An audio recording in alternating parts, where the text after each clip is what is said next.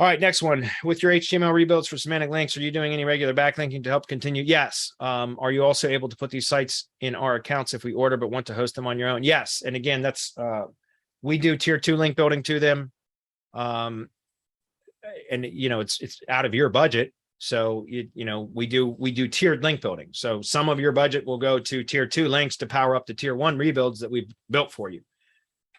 Yes. And by the way, if at any time, if you want the domains pushed in your own account, we can do that. And we will also send you the HTML zip files or the HTML files in a zip file so that you can host them yourself if you want.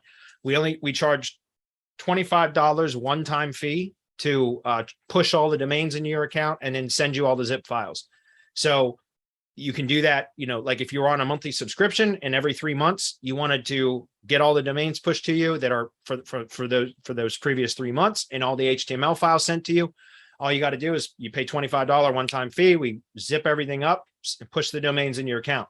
Or if you're a link building client and you stay for 6 months and then you cancel and you want to have all the domains pushed in your account, again, $25 one-time fee. We zip everything up, push all the domains in your account, send you the HTML files. If you want to do it every month, it's an additional $25 per month. It's entirely up to you.